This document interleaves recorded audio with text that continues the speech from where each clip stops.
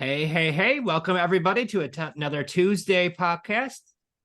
Jen and Joe. And today, We are so excited to have our returning guest. oh my gosh, I Grace. mean, absolute superstar. We got Grace in the house.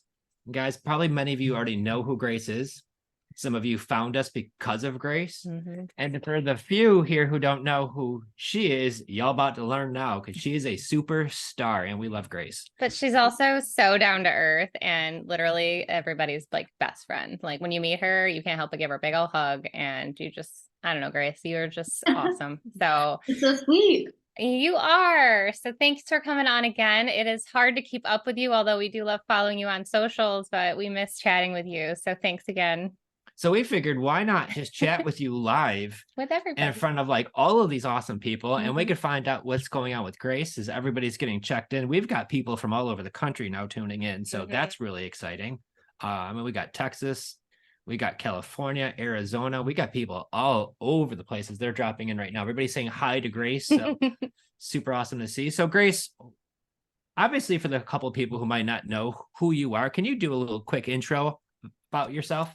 Yes, I'm a full-time real estate investor living in Arizona, but I invest completely in Eastern Iowa. That's where I was born and raised and lived until about 6 months ago.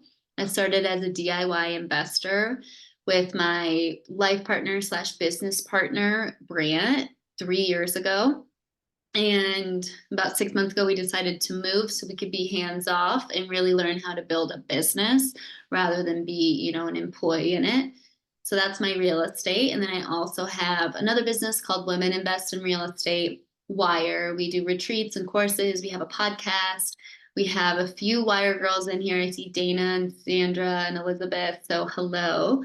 And yeah, that's like my passion project. And I'm also writing a book for Bigger Pockets, which comes out in April. What? Super Yay! exciting. We just turned in our first draft. I'm writing it with my co-founder of Wire, Amelia McGee, and it has been such a wild ride and so much fun. But I just want to be very clear. I started knowing absolutely nothing. Did not know how to invest in real estate, did not know how to do creative financing, nada. But I wanted to be a learner and a sponge, and I just went all in, and this is where I've ended up. Yeah, in a nutshell, right? So there's a reason why we call you Miss Worldwide. I mean, like all the trips, all the stuff that you're doing, it's such an inspiration. She inspired us. I mean, she's all over the world. We just came down to Florida and then didn't want to leave. So, but it was inspiring when she first joined our coaching. She was one of the first crew that we had a little mentoring one-on-one, and Grace was kind of on the fence. I remember we were messaging back and forth and you're like, well, I think I want to do it, but I don't know. It's kind of a big commitment. And you were in the middle of a renovation, if I'm not My very mistaken. first DIY 6 month gut. Not fun. Yeah, but you guys, she would show up and we were an hour ahead of you. So it was what time for you? Early. Yeah. Mhm. It was like 7 a.m., 8 a.m. And you're already like swinging hammer, meeting in the cold house, like showing up week after week after week and just putting in the work, taking the notes, asking the questions, but then just doing the messy, massive action, I like to call it. And so can you take us back there a little bit? The Grace that knew zero about real estate investing. Yeah. I always knew that I would have my own business. I had no idea what. So when I started to learn about Bigger Pockets and real estate, it kind of dawned on me that like this could be the out. This could be the out from my job. I was a full-time engineer at the time, and I just knew there was something bigger. Like I just knew there's no way that I show up 40 hours a week to this job every day for the next 40 years.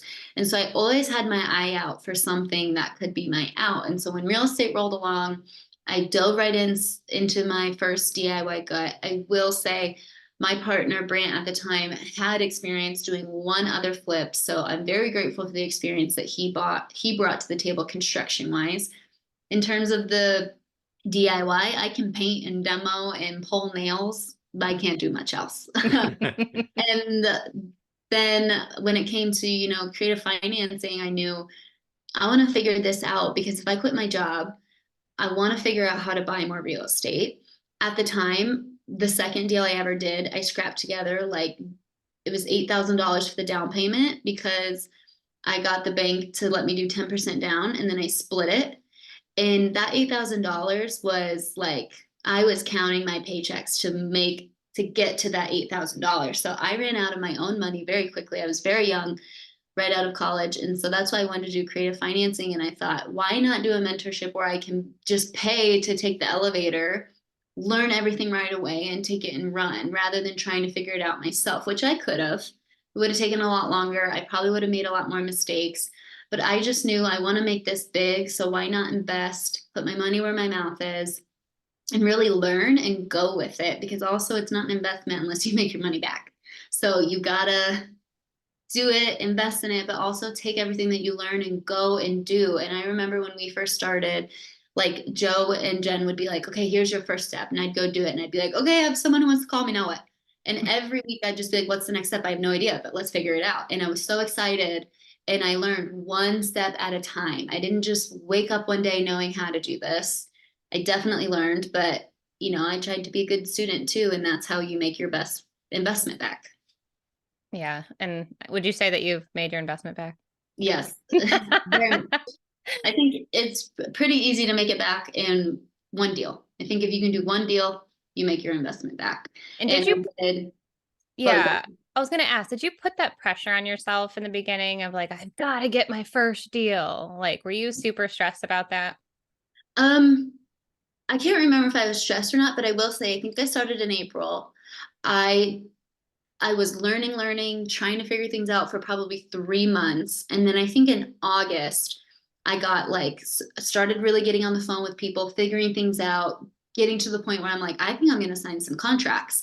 And then I think August or September, I signed like 2 or 3, like all at once. It took like 4 months of just learning, figuring it out, mistakes, people telling me no. And then it all happened about 4 months later. And then it took like 2 months to close the deals, because it was the first time trying to learn how to close these deals. And these are motivated sellers. So they've got stuff going on, and they're not the easiest people sometimes to work with. And so I think I closed my first deal October.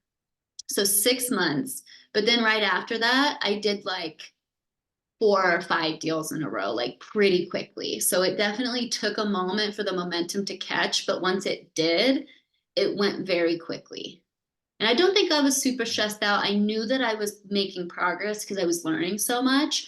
But if you think it's going to happen in a month, like, it's definitely not. And that's not really a realistic timeline.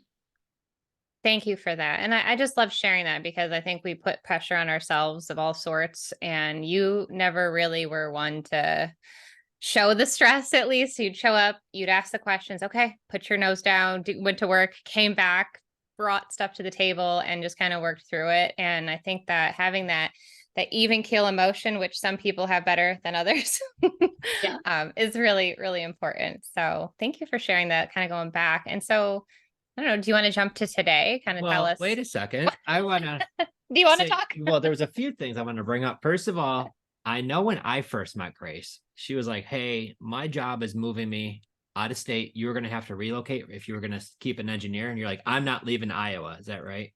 Yeah. I knew like a couple months into real estate, I really want to do this. And my job was during COVID. I was out of California. I knew if I moved there, my cost of living would triple. I would never be able to do real estate. Growing up in a small town in Iowa, all I wanted to do was move away. So like right away, I made a huge decision to stay in Iowa, which was not fun. Obviously, I love my family, but in terms of a young person, 22-year-old saying Iowa or California, you know where that stacks up. But I made a pretty big sacrifice right away to stay in Iowa, build my real estate portfolio, and know that it would give me freedom sooner. And now, a couple years later, we moved to Arizona because we could. My partner ended up getting a job. Turns out he doesn't love being a business owner. He can't handle the stress, but I can. And I like running it. So he works an engineering job. I pretty much run the whole business. And I have the freedom now to have moved to Arizona and skip the winters, and live in a beautiful place because I made that sacrifice almost 4 years ago. So now, are you the definition of financially independent? I definitely still work, and I reinvest a lot of what I earn back into real estate. So if I actually took a salary and was able to not reinvest, I would be financially independent. But I haven't had a job in 3 years and I'm still here. I'm still growing my business. So definitely doing well. And I've started to grow my Good Morning Investments, my real estate. I'm going to have my second employee here soon. My wire business hired 2 employees this week. So I feel like a whole nother round of momentum in my businesses is picking up right about now. And it's been so much fun and exciting to watch. It's kind of crazy how fast, like Mhm. it happens slowly, but fast at the same time. It's kind of weird how it happens, but it's definitely life changing, I will say for sure. So Yeah. when you first started doing this, those first 3 to 4 months, you said you were taking action, but what was that like? Obviously, full of a lot of questions and some wins and then some setbacks. Like, what was those? Because that's what usually it is. It's that first like 4 months. If you could get through that and you Mhm. start getting a momentum, it turns wonderful. So I was working a full-time job and doing this gut and trying to do creative financing. And I would just, I'd make the Facebook post, people would reach out, I'd get on the phone, I'd have no idea what to say. I'd get on my meeting with Jenn and Joe and say, they said this, what was I supposed to say? They'd give me some coaching or figure out what I should do next. Then I'd go do it again and get a little further in the conversation with the next person. And I remember I had a conversation with one lady and I did everything wrong because I had no idea. But I just knew if I get on the phone, eventually I'll figure it out. And I told her, like, oh, yeah, it's a wrap mortgage. I'm going to do this and this. So I get Joe on the closing call. We get off. And Joe's like, no, Grace, why does she know what a wrap mortgage is? Like, I had her Googling, like, I had her looking it all up, doing all the wrong things, but I learned. And the one other thing I want to say, I don't know if you remember this, Joe, but I only ever had you on a handful of closing calls. And I did that very much on purpose because I knew if I let you do it, I wouldn't learn it. And so you were on my first couple, but also my first couple deals because I was in person investing where I lived. I did them in person by myself without Joe's help, and I figured it out. And I think that served me longer down the road than if I always deferred to somebody else to try to close the deal for me. You actually learn by doing. Mhm. Yeah. So you're getting all these leads. You must be spending a lot of money generating all these off-market leads, I'm guessing. Yeah, no, I definitely did not have a lot of money to spend, and I didn't spend any money. I think I've spent like $50 once on Facebook ads for like an afternoon, and it didn't work, and I didn't do it. That was like 2 years after. But all of my deals, I bought like my first 10 deals off market, no money besides the $1,000 referral that I would offer. And that really worked for me. And I think I've paid like 6 or 7 of them. Referrals. So a Which lot that's of built into your numbers for the deal anyways. So it's not really, it's a closing cost for So you. can you share when you say referral, like what are you doing? Yeah. So I built a Facebook page in my smaller area to share about what I was up to and what I was doing, and always advertising $1,000 referral. And I would always have, that referral turns somebody who follows you into a walking, talking billboard for your business. So I'd always get, hey, my uncle wants to sell. I gave him your number, blah, blah, blah, blah, blah. Or my landlord, I had one person say, my landlord's selling. Here's his number. I bought a property from him. I had a sister, co-workers, so many different relationships where if you just get it out there that you do $1,000 referrals, people are going to listen because $1,000 is a lot of money. Mhm. And even like a plumber too, didn't you have somebody? Plumber, a tenant that went across the street, somebody hauling stuff out of a house and told them about their landlord, me, and I gave him $1,000 referral. So it definitely works, and it has to be a number that I say makes an ex-boyfriend call. I love that. You're A like hundred bucks, $1,000. a Yeah. hundred bucks, an ex or somebody who used to be an acquaintance with is gonna be like, this is awkward. I'm not gonna say anything. 1,000? Oh, people will come crawling. He'd be calling, say, I got a deal, That Grace. comma check. Yep. Perfect. Yeah, Wow. agreed. So really the only money that you've ever spent on marketing is once you've actually made the deal and you're paying somebody $1,000 for a referral, but you're generating all of these leads for free. Yep. So after closing, I would pay that $1,000 referral, and I never paid for any other advertising. Mhm. So I know before we were talking about like getting into Facebook groups and all that, you've made deals from that way too, haven't you? Yeah, I made quite a few. I wholesaled a few deals from some Facebook group posts that I did. I remember one time I made a post in like a mountain cabins Facebook group, and I got like 100 comments, and I got completely overwhelmed from that. But like it works. And then I'd also have posts that got no comments and no likes. But if you keep doing it, it definitely can work. And I would say I at least got a handful of deals from that. Mm-hmm.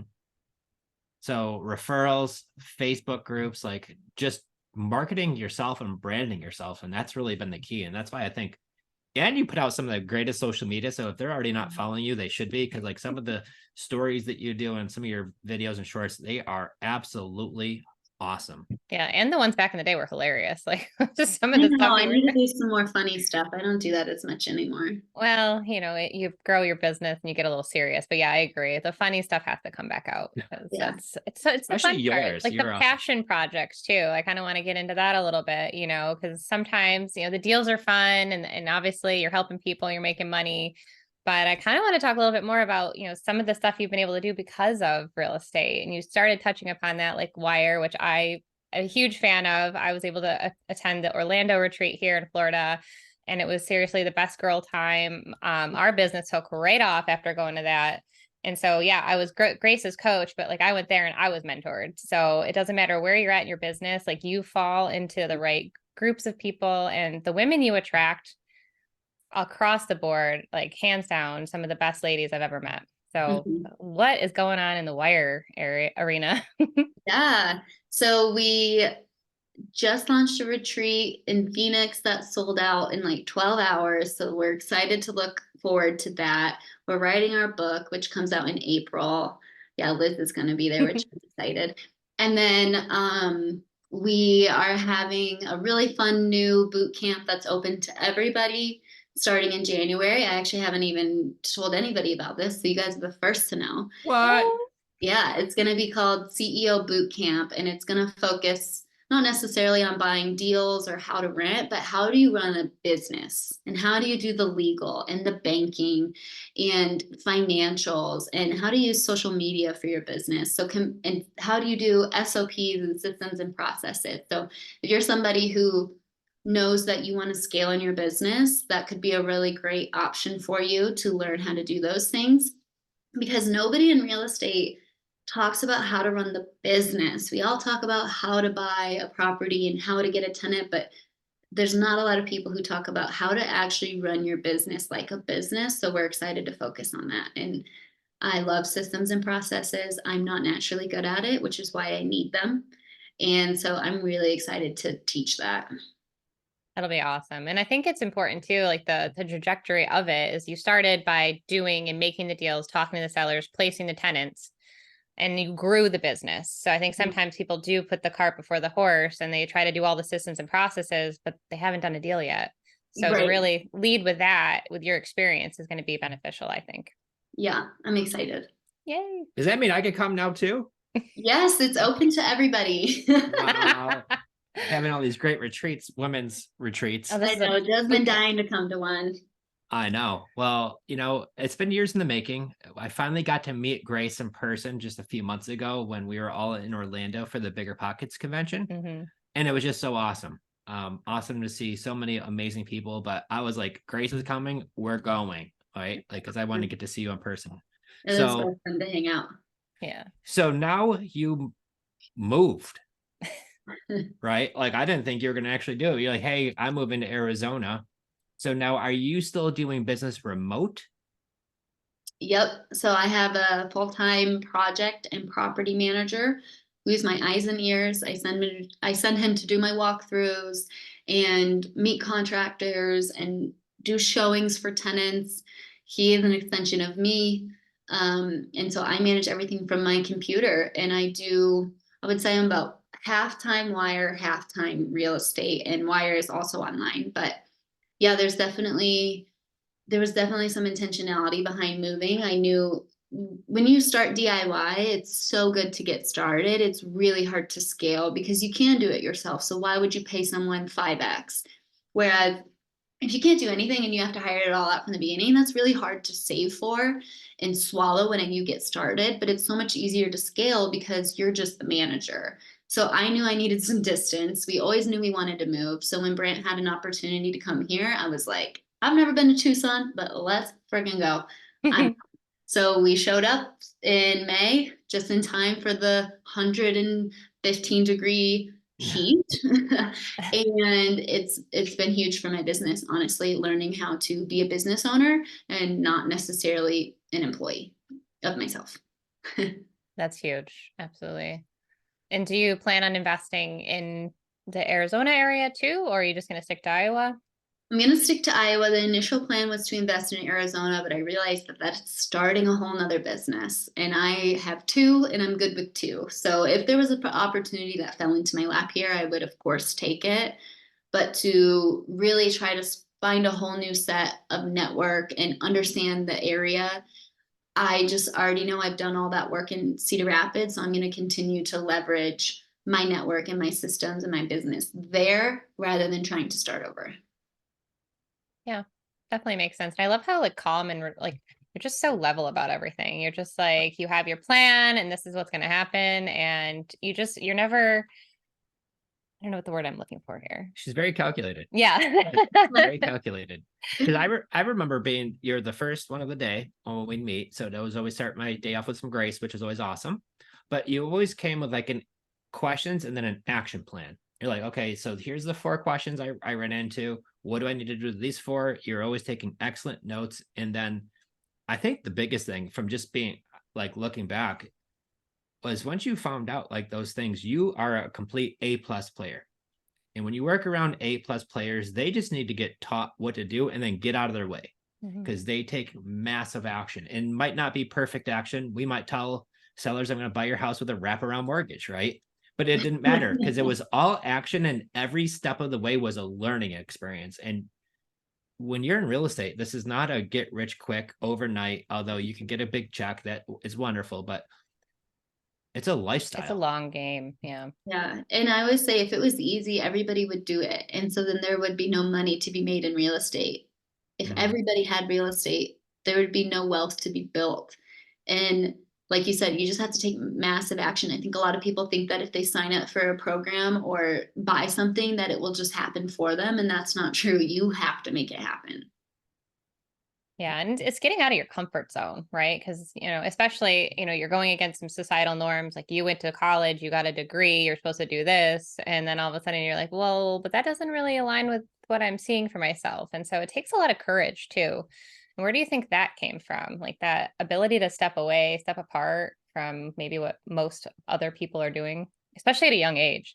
I don't know. I think like you always hear that like kids always want to be the same and nobody wants to stand out and get bullied. And I'm like, I think I was the opposite. I wanted to be as different as possible from everybody. I wanted to stand out. And if everybody's doing something, I don't want to be a part of it. I want to do my own thing. And so again, I just always knew I was always looking for an opportunity to figure out how to be self-employed and build a business. And I never knew what, but when real estate came, I was like, I think this is it. Let me give it a year of hard work and see what happens. And I did, and I'm here now. And I literally could not fathom not being here or like still having an office job. Not that that's a bad thing because so many people thrive in that. And like I said, Brant, he doesn't like the stress and the variability of being self-employed. He functions best when he shows up 8 to 4 and goes home and forgets about his day at work and can leave work at work. So it doesn't work for everybody, but for me, this is what I love, and I'm so glad I took a chance on myself. And I will say, it's always easier to take a chance now than it is later. I was so young that I didn't have a lot on the line. I didn't have kids or pets or a huge mortgage or anything. Life only gets more complicated. So if you're going to take a chance, do it now. Well, I wish I met Grace when I was 23. Because I got that job. Is she even alive? No, she wasn't. But if I knew Grace, No, she I was know. my age at the time. No, she technically would have been. No, close. Either way, but the whole point of it was it took me till I was 42 years old Right. Yeah. to walk away from my full-time job. Because it was really hard to get him to walk away. Like you just said, he had, being that full-time income, 2 kids at home, a wife, we had a couple properties, but mortgage, car payments, like all of the things, our lifestyle. And for 2020, to happen, he was forced to stay home from the dealership, but it was hard. Had COVID not happened, I don't know if we would be full-time real estate investors yet. Ideally, we would have been, but I mean, I don't there's think we never would a be. perfect time. No, because 2 weeks before COVID, I got a huge I know. raise. And I think the golden handcuffs just got a little tighter. Yes. And if it wasn't COVID forcing me to stay home, Mhm. if it wasn't for my wife being so intelligent and be like, hey, you're not going back, dude, we're going to do this full time now because there's no better time than now. And you all of a sudden get that security of what is a JOB, which I always stand for just over broke. But when you have that security get swept out from underneath you from something that's unexpected, even like COVID, Yeah. knowing creative real estate was what gave me the confidence, like what you mentioned, Grace, was I didn't need to have a W-2 to buy all of the real estate I wanted anymore. So that was the real kicker for me, that I was like, okay, we could definitely do this. Yeah. And that's why I'm so passionate about social media, because during a time where we didn't have the option to go in person at all whatsoever, it was our phones, our computers, and how many people can we reach through these silly little devices, and let's go. And it still works today, even though you can go out in person and meet people. I love that you too, because you were someone who, I don't even know if you had a Facebook, but you certainly weren't very happy to make a page. And you're like, I don't know, guys, this Facebook thing is for old people. I was very resistant. Yeah. And now I remember about a year ago, Facebook went down, or maybe a couple years ago. And I was like, everything I need to do is on Facebook today. So definitely great. Facebook went down. I remember that it was like Yeah. a day and a half or something. I'm like, well, there's nothing we could do. That was weird. We had a lot of people follow up with, but it was really a mess. Yeah, you don't want to put all your eggs in one basket, but use it as much as you can, for sure. And like you said, use it to the good, share what you're doing and who you can help and how you're doing it. Because I remember at first when we first met, we're talking about Facebook. I remember you were kind of like, I don't really want to be doing this and sharing all this on social media. I'm like, hey, it's going to generate a ton of leads, which equal a ton of business, which is going to help you achieve your goals a lot faster than just being like, hi, I just walking around town, right? Right. And I used you as an example a lot because people get very hung up on their Facebook business page name, or what should I call it? And, we obviously Jenn buys 585, which is silly to me because I don't even live in the 585 anymore as an area code, but it's not Good Morning Investments. That's your brand. Like, you are your brand. And so you showing your face and your projects and your words and going live, that's what make people want to do business with you. Yeah. If you can do it, just get a Facebook page. It's free. And then the other thing I want to say, coming back to like quitting your job or something, obviously don't quit your job and think that everything's going to happen for you without the hard work. That's just completely idiotic. However, when you do quit, there are so many doors that will open up that you didn't previously have the time or energy to see, because you're getting back 40, probably more like 50 or 60 hours of your life. And so there's a lot more opportunities to explore. So it's not like a one-to-one where if I quit my job, I can double what I'm currently doing. Like it's much more exponential to that. But at the same time, of course, I have to warn against the people who think I'll just quit and it will happen for me, because that's not the case either. That's very wise to share that. Absolutely. Is at the end of the day, if you're not making it work while you're doing your W-2 and finding the time, making the time, sacrificing, like, were there things, like, looking back, that you sacrificed then while you were working full time and doing a flip and learning creative? Yeah, I remember those 6 months that we did that flip. We thought it would take 3 months and $23,000. It took 6 months and almost $40,000. And every night and weekend, we would be there, like 12-hour days, 16-hour days on the weekends. And it was just miserable. And I was like, I hate this, but I have to see it through. And I can see already the power that is happening and the equity that we're building. And I worked all throughout the summer, missed so many things, concerts, hanging out with friends, going out, even family events. And I just remember thinking, like, as long as we finish, it's worth it. But obviously, if you don't finish and you give up, then it's all for nothing. So yeah, there was a lot of sacrifice at the beginning. And honestly, looking back, I'm like, I don't think I could do that sacrifice again. Well, that's what I wanted you to share. Yeah. Because not only were you working full time, you then had this flip on top of it. as well as starting a new business, which is, Right. building a creative finance business from scratch. Yeah. So you had to put the hustle down, but now you're probably able to make a lot of the events that you wanted to go to. Oh, absolutely. Like now I probably work 40, 45 hours a week, nothing crazy. Um, and I do what I want to do. I make sure that I take the time to travel and go to BPCon for a week and go to my retreats. And when I initially quit my job, I went to Mexico for a month and was like, I'm just going to figure out how to do what I can from here. I went with my sister and my friend a couple years ago. This summer, I want to go to Europe for at least a few weeks. And I definitely couldn't do that with a job. Well, I remember when we were working together and we were on our client calls back when you were in Iowa, like you were either like first thing in the morning and you're like, hey, like I'm all messy because I'm like doing work like up to my knees and elbows and like disaster going on because you're flipping a house. There's always stuff happening, right? But then after that, I remember you being in Mexico for a month, Yep. forcing yourself to do your business from another country for, were you there for a month? I was there for a month. Yeah. I mean, had all the challenges. Her laptop died as she got into Mexico, The right? day I landed. So between that and everything else, it was full of a lot of obstacles, is the point. Yeah. And every single time you were presented with an obstacle, you just continue to move forward and find the workaround and continue to move forward. And Mhm. I solely think that is the number one thing that either makes or breaks people, and not just real estate, in anything. If you see like, hey, this is not going to work, and you just throw up your the white flag, I surrender, I'm not going to do this, instead of just trying to find a way to forge through some of the mess or chaos or some of the stuff that goes on, and then continue, and then you not move, but you were in Greece living Didn't on a you do a boat. sailboat trip or something? I did. We went sailing for a week in Greece because I thought that we wanted to go live on a sailboat. Turns out we do not want to do that. I'm glad I got the experience.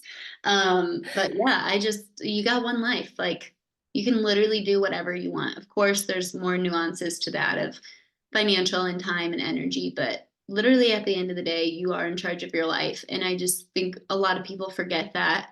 And it makes me really sad. Of course, it's more privileged of me to say that with no kids and no pets. And I did get a good degree and had a good job to start. But I also, started my business with not that much money. And I also will say I quit my job. I think I had this is going to sound crazy, but I think I had like $12,000 to live off of. But my mortgage was $300 because I had split it with three people. So it was a $900 mortgage divided by three. I had a paid off car. I drove my mom's old minivan, which was embarrassing as hell, but I knew I wanted to quit my job. So why would I go get a nice car for a $400 or $500 car payment? I didn't really go shopping. I didn't have any subscriptions or anything. My literal monthly expenses were probably like $2,000 a month. And I made that work for like 4 or 5, 6 months until I got momentum in my business to get some more income.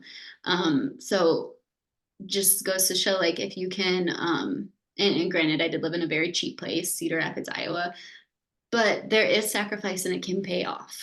It wasn't all glitz and glammy. It sucked driving a minivan for 2 years. I was hoping you'd bring the minivan up. I'm not going to lie. Cause it just says so much. I feel like we're in a very fast paced look at me world and trying to keep up with the Joneses and the newest that and the newest whatever. But if you can just put those blinders on and sacrifice for however long it takes, and for each person it might vary, you could truly live, like you said, the life of your dreams. And it is completely possible. So thank you for sharing that story. And I still want to know, how's Patty Cakes doing? Is she still selling her house? I think about her sometimes. Oh my Yeah, gosh, I forgot about her. There was a seller that I was always trying to get a hold of who would just keep me on the edge of my seat that she might sell to me. And she was a fun one. And I think about her every once in a while. And I Did she ever sell it? No. I still have her number. You should just give her a call. Oh, Hey, happy holidays, Patty. Yeah. Great memory. I just remember it was one that Grace was trying so hard with that one. That little old lady wanted nothing to do with it right now. In a little while. Yeah. Yeah. So can we chat about your portfolio? I do see a question. So anyone who's live with us, feel free to drop some questions. We'll try to get some below here. But your portfolio, do you do rent to own? Do you have tenants? What is that looking like these days? Yeah, I'll try to give like a 2-minute summary of everything that I did. So first project was a DIY gut burr. Second project was 2 turnkey duplexes. Didn't do anything on. The next 3 or 4 were couple seller finance deals, a couple wrap mortgages, all of which I still have. One I do midterm rental on, and 2 are rent to own. I have an 8-plex that I did a complete reno burr on. I have another wrap mortgage that's a midterm rental. I did a wrap mortgage and a flip earlier this year. I'm supposed to close on my second flip on Friday. I've done 2 flips this year. I purchased both of those cash. I have another couple long-term rentals that I just did a cash purchase into a burr. I'm missing a few, but I have probably 8 single family, an 8-plex, and a handful of duplexes. I think I have like 23 units, all within 15 minutes of each other in Cedar Rapids, Iowa.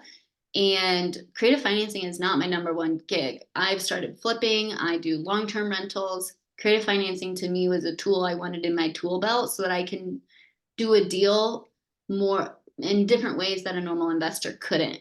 And now I have an employee who is helping me do flips more. So leaning into that as interest rates go up, trying to look for more creative finance deals as well. And I think right now, if I could find like a multifamily deal, that would be awesome. But yeah, I do a lot of single family, I would say. I hope that answers.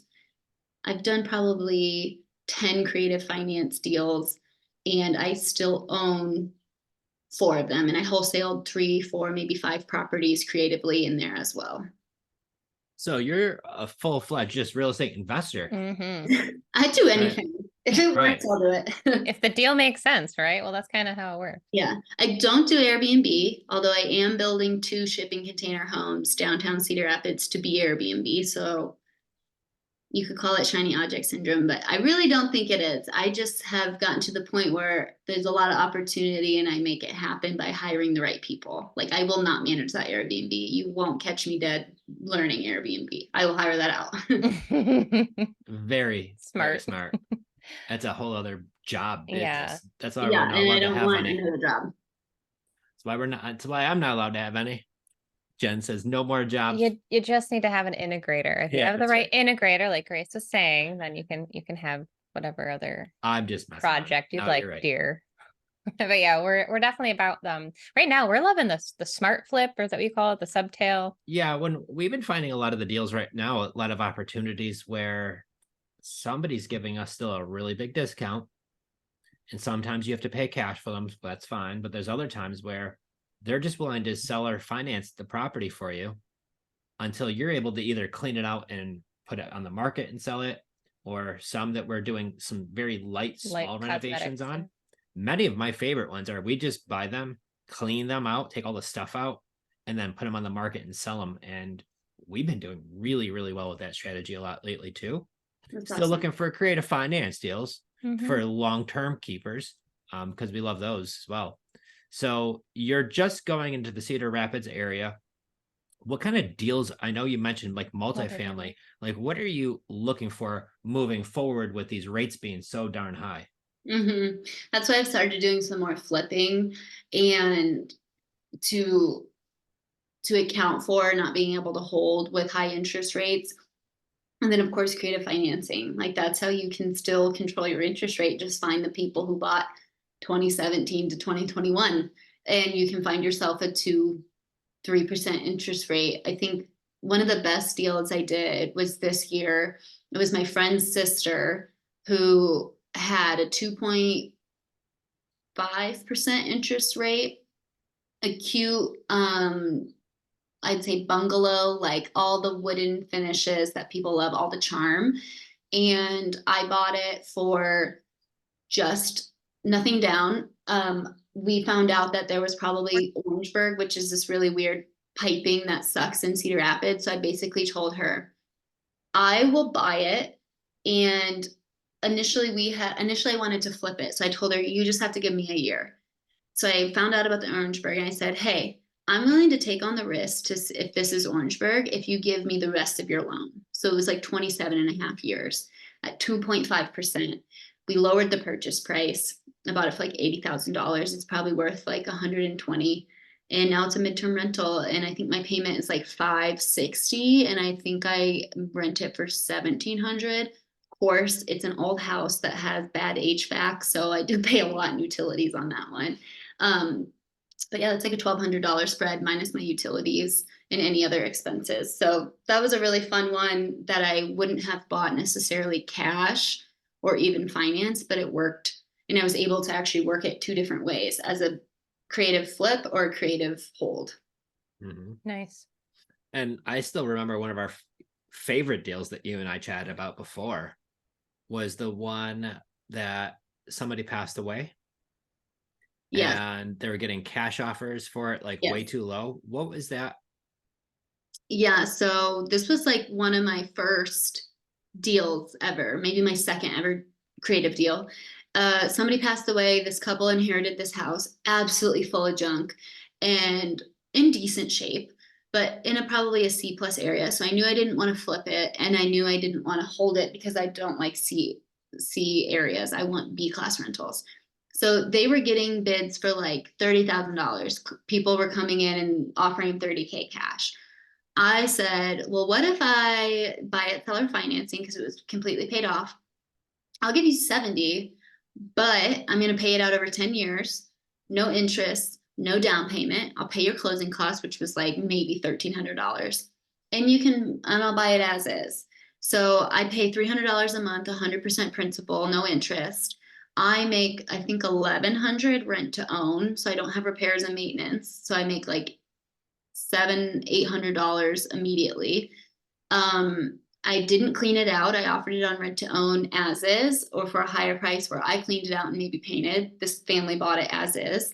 And then at the end of 10 years, I'll have paid $3,600 per month, because $300 or per year, $300 times 12. So at 10 years, I'll have paid $36,000, which means I'll owe $34,000, because 36 plus 34 is 70. The house is worth probably 115, and in 10 years it'll be worth more, but let's say it doesn't appreciate.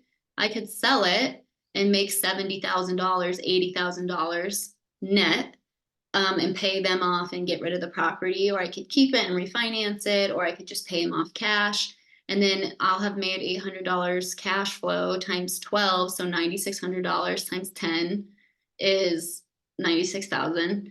So it's like a 6-figure deal that somebody else said, I'll only pay 30,000 for it. And I doubled it, and I'll make triple what they would have made.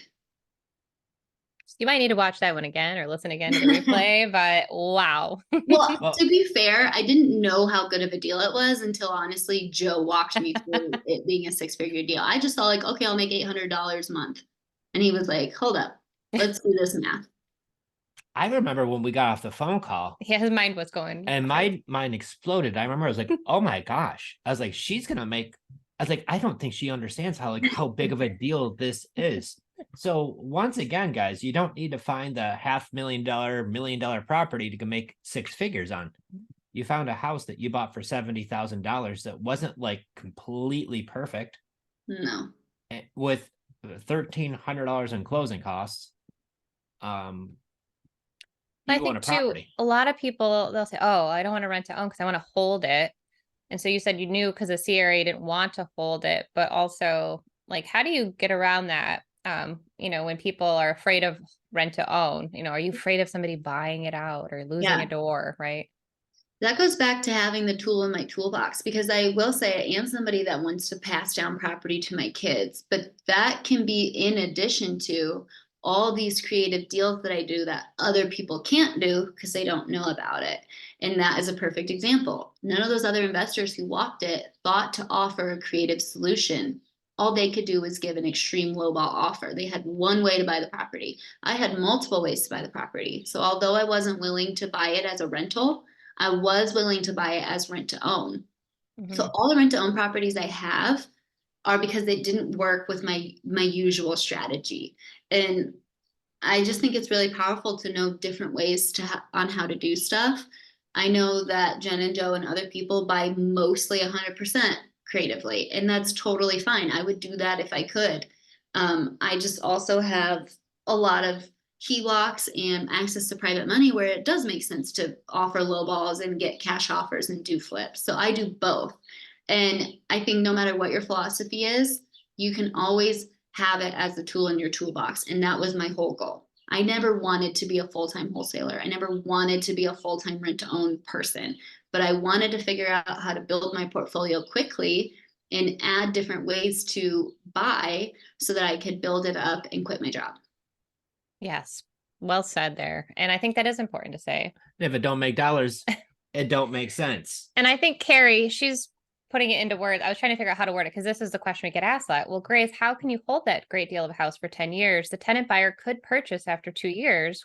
And then what do you price it at the tenant buyer? 110? Yeah, absolutely. The tenant buyer could purchase it. And I will be happy if they do, because that means that they got a home and I still made that $800 cash flow for 2 years and I still paid down my debt. They have I think it's $107,000 purchase price. I can't remember, but I will still make that huge net. 107 minus maybe 65,000 is what I'll owe, or 67. I don't know. So I'll still make great money. Of course, I'll make more money the longer I hold it, but you need to do the math such that if they do buy it out, you're still going to be well off. You're going to be well off on multiple different avenues. Well, and the fact is you got paid to buy that house because your tenant buyer, your rent to own person, when they moved in, they gave you a chunk of change to move in. They didn't just give you first month's rent and a security deposit. Yes, they gave me $7,000 to move in. So immediately, yeah, off the bat. You were So paid. wait a minute. You bought it with what, $100 and 1,300 in closing costs. Yeah. So you've got 2 grand 1,400 out of max, max, pocket. max, max. So 2 grand max, and they give you Absolutely. 7 grand to move in. So instantly you're up $5,000. 0% mortgage just turns into a piggy bank that keeps on delivering every single month. And if the worst case scenario happens and they buy the property, you're gonna Worst get a big old case, check. you're making a homeowner and you get a big check. But yeah, and do you check in with them every month and, kind of babysit them and worry about all the things? No, I've never been in there. I don't do anything. I will say one hiccup I ran into was I ended up getting sued by the city over this property because it's still in my name and they let their lawn overgrow. So I had to basically say, hey guys, you really got to get this taken care of. But because I was making so much money, that was just like a blimp on the radar of this overall deal. And I laughed my ass off when I found out that I was getting sued.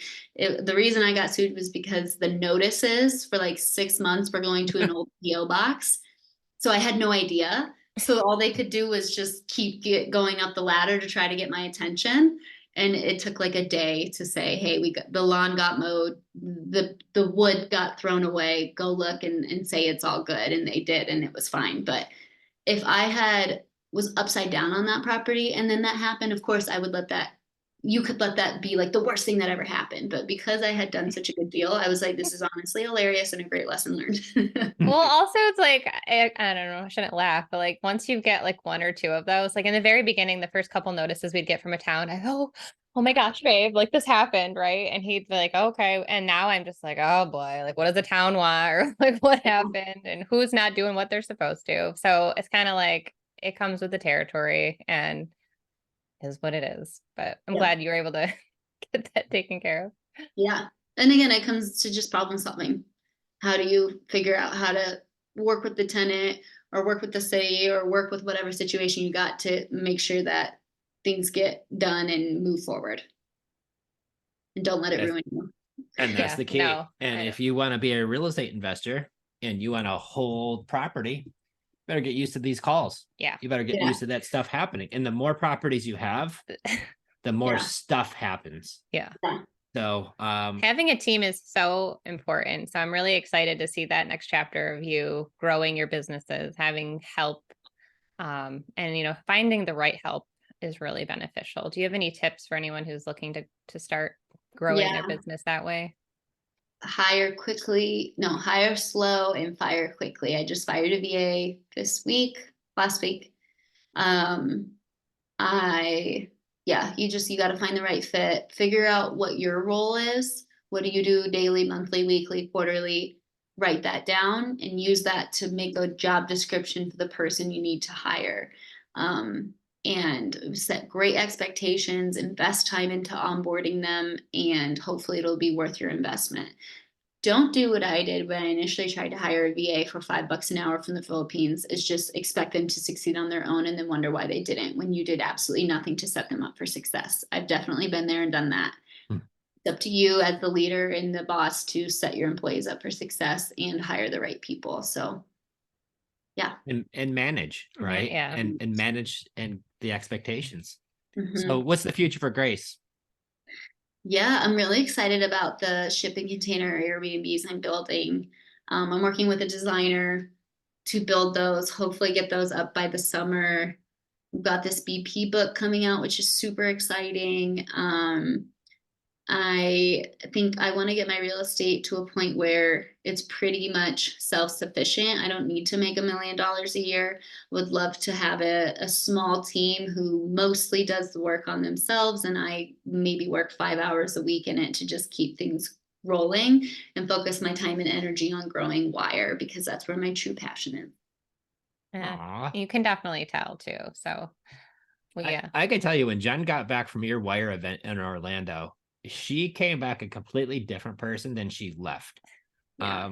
Well, because everything was taken care of. So like you take all these women who a lot of us are moms or just like busy women in general. And like you had all the food, all the things there, like planned out, like you just had to show up and be able to talk through things, to open up and be honest about where you are in your life and in your business. And That's why I'm jolly I didn't get to go, you but should it's be only for jealous. women. Yeah. Hey, there's always. But you held down the fort. You did a great job. Yeah, we But try to yeah. have fun. That's the thing. Like, we don't do all this to not have fun. We invest in real estate to live our best lives. So don't forget that it's a means to an end. Mhm. And I think that's what makes our Wire retreat so fun, is because we make sure we have a belly laugh while also being bosses. Boss babes, yeah, in the pool. So if we want to follow you, find you, where's Grace at on all the socials, or if they want to learn more about Wire, definitely drop all your information below. Let us know here so we can find you. I know some people even asked about your Facebook business page, so give us all the things. Yeah, so you can find me on Instagram at grace.investing. I just dropped the link to womeninvestinrealestate.com. And my Facebook is Good Morning Investments. There you have it. Superstar. Yeah. Absolute superstar. So big lesson of the day. Take action. Even if it's not perfect, it's a learning, growing experience. Step by step. Step by step. The person that we learned from, who is 77 years old, was at a meetup, and the guy's still taking like 80 pages of notes. And I'm like, how does he need notes? And he's like, I'm still learning today. Mhm. So always be that student, always take that action, and just keep going. And I think that's the name of the game. And then life could be yours. You could be awesome like Grace and travel and do all these wonderful things.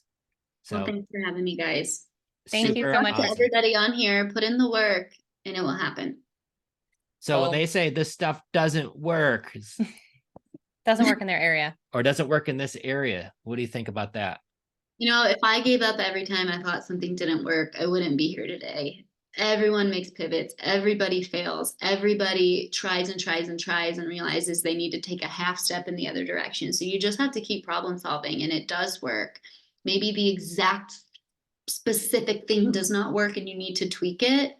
Nobody is saying copy me exactly 100% and it will magically work. Like, think for yourself, adapt it to your market, adapt it to your personality and what life you want, but keep rolling and keep taking one step forward. And, your business will build itself if you put in the work, and your wealth will also build. So good luck to everybody here.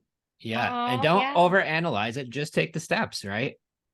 Yeah. So 100%. absolutely love it. This is why Grace was always the first of the day. Always a great way to start the morning was get some Grace time. And I always loved it because she just took action every single week, consistently took action. And here it is now. You are not even 30 yet, not even close. And you are wildly successful. So I just absolutely love it. We're always, huge Grace fans. And Yeah, when you get this boot camp up and running, we will have you back on again. So that'll be super beneficial for everyone who is just ready to take that next step, because it can be overwhelming when you've got a lot of properties and now how do I keep it rolling and keep adding and scaling is not for the faint of heart if you don't have your stuff in place. Hey. And one last thing I want to say. Thank Yeah. you for all the kind words. Also, I hate talking on the phone. I didn't even mention that.